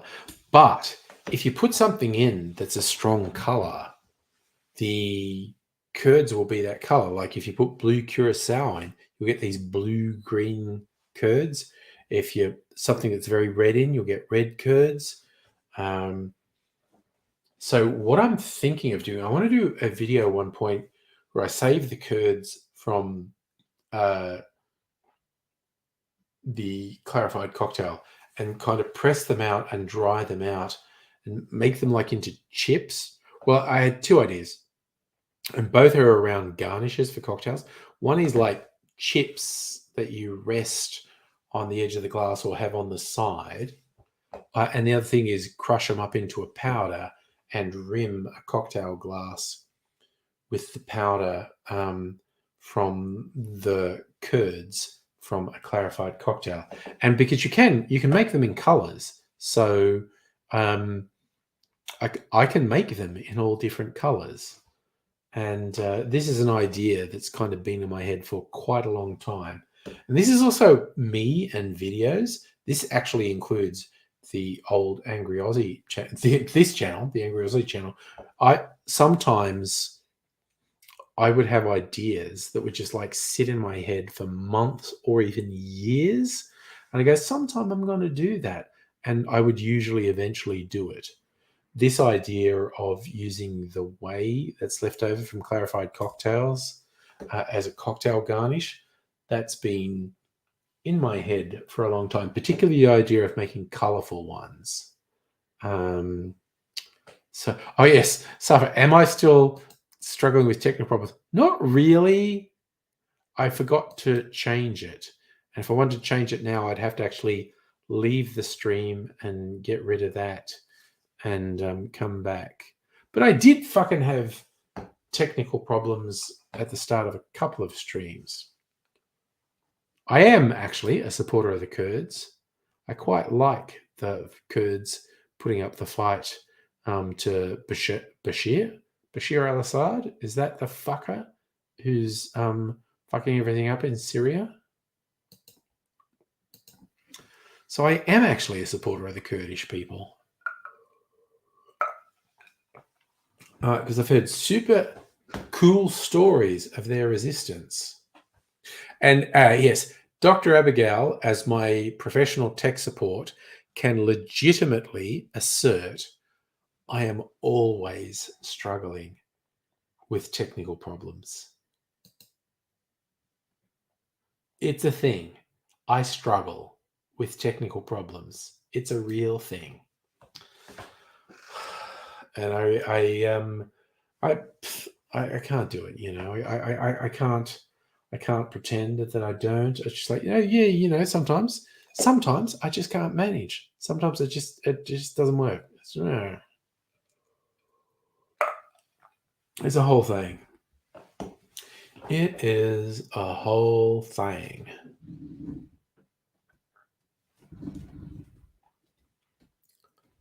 Ooh, also just obliquely with like no spoilers, Dr. Abigail, did you enjoy the first episode of the new season of Strange New Worlds? Because I did. I thought it was kind of action-packed. There was a lot of fun in it. And also, the weird thing they did with Captain Pike disappearing and the rest of the crew having to do some action without him. I'm kind of assuming the next episode will be a Pike-focused episode. Who knows if that will really be the case, but that's what I'm assuming. So we'll see. Anyway, it was quite interesting because when you look at the streaming thing, most streaming shows, they stretch a story over like a whole season, which is fine, which I quite enjoy. But they literally, with Strange New Worlds, it's like they made a concrete decision. We want to do this as like an old school episodic show. And there's a greater story arc over an entire season, but it's a series of standalone episodes. And I think it's worked extremely well, which might be a heads up for people making shows for the streaming services. Who knows? Who knows if they're doing it? But yeah. All right. I'm glad you enjoyed it, Dr. Abigail. I did too. It was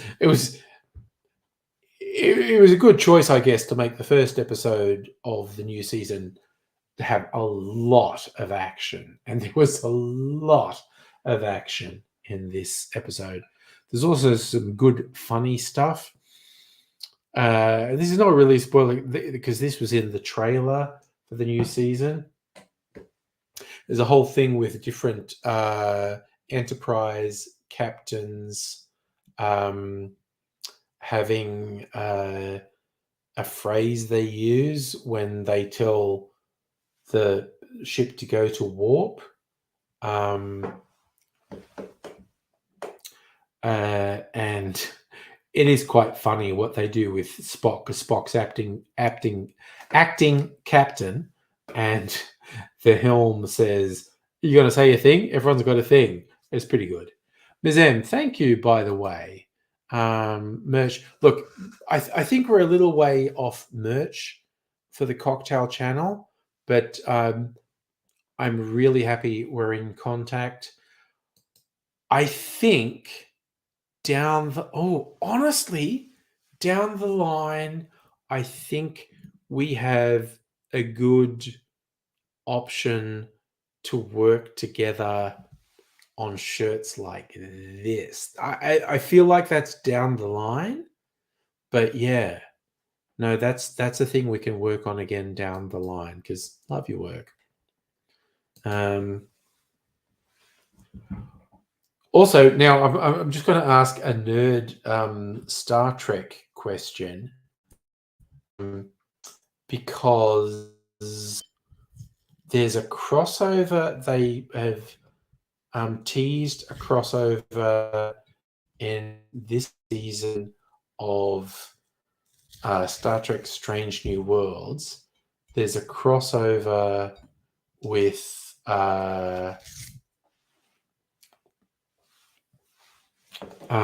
the animated series Below Decks, Boimler coming in. I thought Boimler was like post Next Generation, because he talks about, like, he served with sorry, all I'm just thinking is like the Cockmaster. Sorry, I've had a couple of drinks and I can't remember basic things. But I thought Below Decks was post Next Generation. How's he getting the original? I don't know.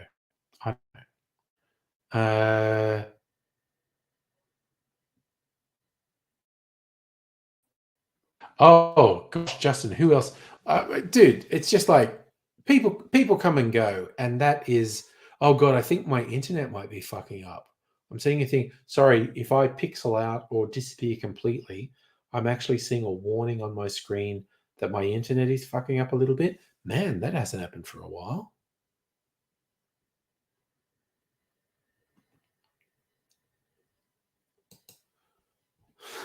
Oh, that's it. That chick from what South? Oh, look, honestly, people move on and all the whole thing. Oh yes, Dr. Abigail.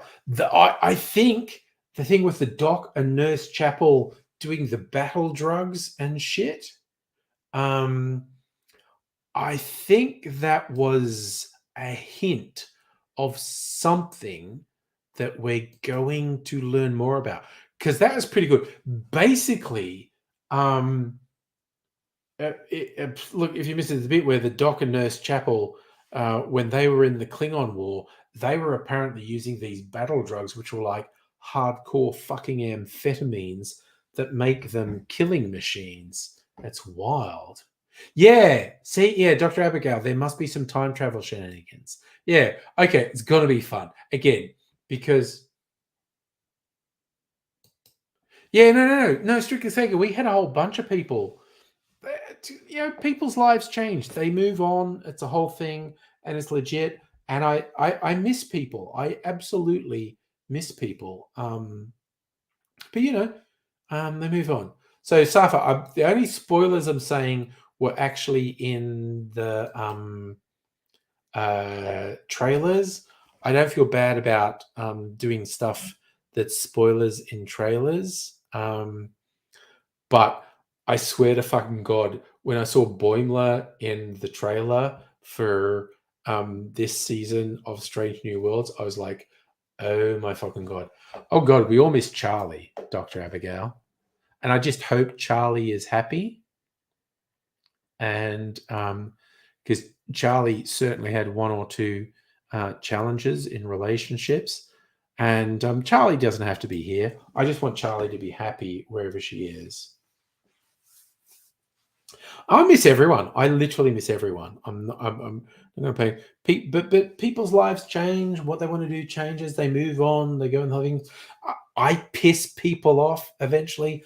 I'm completely okay with that. Literally, if anyone over the years was going like, you know what, I used to do that. I used to watch. You did the live streams. I used to join on, but then you just got too much for me. And it's like, you know what? That's fair. That's absolutely Justin. One thing with Urban months ago, actually. You haven't seen him on the stream for months. So, but life's just fucking complicated, man. It's a whole thing. And in some cases, look, why some people came into the stream and were here often and then went away, I feel like there's three different reasons. One is just, things change, people's lives change, they move on, and the whole thing. The dude new Grasshopper. I don't even see him on social media, so I don't know I feel like Grasshopper could literally show up at any time. But it's just like with some people, it's just like, their lives change, things change, they move on. Sometimes I think, people have probably had enough of me, and that's completely fucking legitimate. And occasionally, rarely, but it does happen, someone crosses a line with me and I'm like, no, fuck that. And I actually block them. So it's a whole thing. Life is complicated. People are complicated. I'm a bit of a dick. So, we manage. Oh, God, did I get Grasshopper wrong? God damn it. Gecko. Sorry. I was thinking of small things with many legs. I was thinking of Gecko. Yeah, no, Shannon still comes up every now and then. God damn. Yeah, our freedom boy from America, Chris. I think Chris is just busy. I still see Chris on the socials sometimes. So yeah, strictly sake of the dude who sent the vids from America Grand Server, that was Gecko. I still see him sometimes on the social, so he might pop in sometimes. Chris also, our freedom correspondent, might show up sometimes. But he has stuff going on. There's the whole thing. People have lives and stuff goes on. Chris still has his job post vids, so I think we'll see Chris occasionally because we are definitely still pals. So it's just a question of what's happening in his life and when he can come in. So I don't know. It's like, there's also the thing with daylight saving at different times of the year. Our relative times vary by about 2 hours because the northern hemisphere has daylight saving at different times to us in the southern hemisphere. So in terms of for people in the northern hemisphere, for it to be convenient for them to come in, they can, it can vary which time of the year is more agreeable for them. Yeah, micro USB. He was here the other day, but it varies how convenient it is because of what time of the year it is. It's humans and the way they relate to time is weird. Basically, it's weird. So, we do what we can, and yes, I think it's completely legit if people get tired of me, that there's a period where they like hanging out and it's cool and it's fun, and then circumstances change and they just do different things, and that's fine. That's fine. I mean, I'm just chilling out and being Terry. Have I had people from Asia on the stream? I mean, probably. Could I name someone specifically recently? No, I actually couldn't. So, Kirsten, talking American, ask you something about temp. Asked you to convert it to freedom units.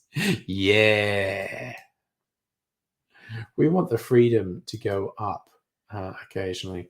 I have social media friends who are in various parts of Southeast Asia, East Asia, South Asia. Do they come on the streams? Not that often. Man, maybe I should mention it to them. I should just say, hey, look, if you're ever bored, keep an eye on when I do live streams. Actually, that's a pretty good idea. Yeah, because I don't really. I suppose I do the restream to Facebook, but I don't promote it that much. Strictly Sega, yes. Post 9/11, when the French thought going to war in Afghanistan was a bad idea, very anti-French, so they changed the name of French fries to freedom fries. Dang. Justin, yes, I think you count to the freedom meter, definitely. Yeah, but I associate freedom units with Chris.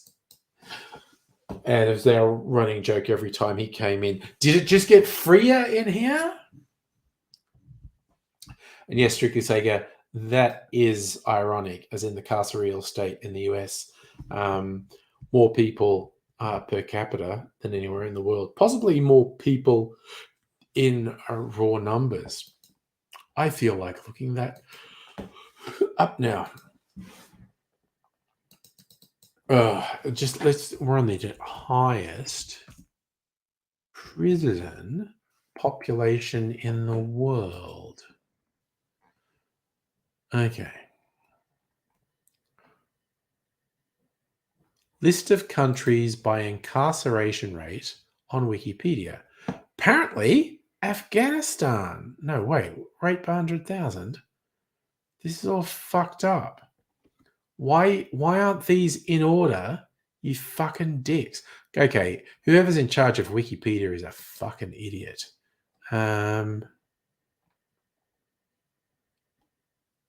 World Population Review. Do they do it in order? Incarceration rates by country. Yeah. Okay, so in terms of raw numbers, top 10 countries with the most people in prison. United States, over 2 million people in prison. Woo! China with 1.7 million people in prison. Woo! And then we go to top 10 countries with the highest rate of incarceration. United States has the highest rate of incarceration in the world. God damn. So China's not even in terms of the rate of incarceration compared to the population, it's not even in the top 10. But the US is number one in raw numbers of people in prison and percentage of the population in prison. Fuck yeah. USA, USA, USA. Oh, god damn.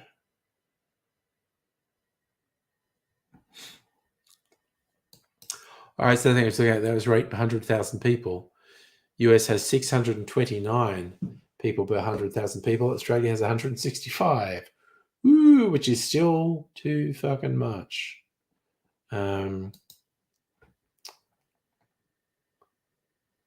St. Kitts and Nevis, that's really weird. Okay, so that's per 100,000. US 629 per 100,000. Rwanda 580. Turkmenistan 576.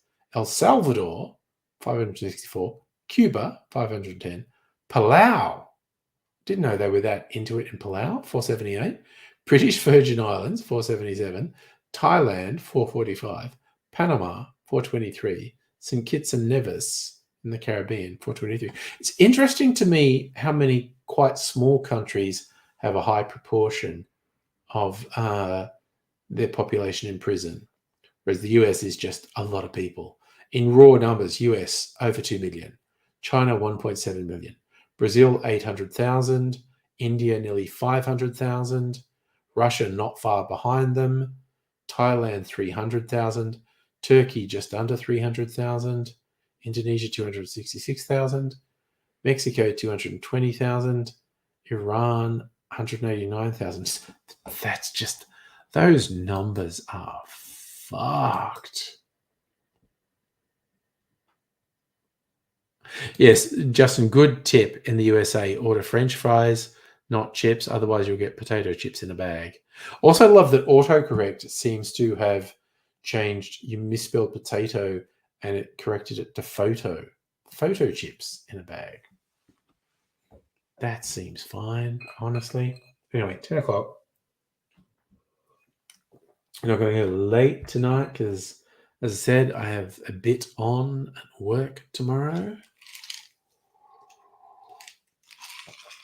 Oh man, that was some nice leftover old-fashioned water. Just enough to probably ensure that I sleep well tonight. So yes, Safa, the ceremonial eating of the cherry is about to happen. So you fine folk take care. I'm having takeaway with the offspring tomorrow, but probably back for a live stream on Thursday. You know, we live in a strange universe where weird things can happen, but my plan is to do a live stream on Thursday and probably not watching anything tomorrow. Although, Safa, you'll be happy to hear I have been watching season 2 of Star Wars Visions with Mrs. Angry and enjoying it. Movies, strictly Sega. I watched Triangle of Sadness last night, which was a bit of a trip. Fun movie where rich people get what they deserve. But yes, anyway, you fine folk, take care. I'm going to be getting who knows what for takeaway tomorrow night, and in all probability be back for a stream on Thursday night. Eat it, cherry. That's the formal end. Oh my god, those cherries are so fucking good. I love those cherries. Anyway, going sleepy bobos, you'll take care. I'll see you another time. And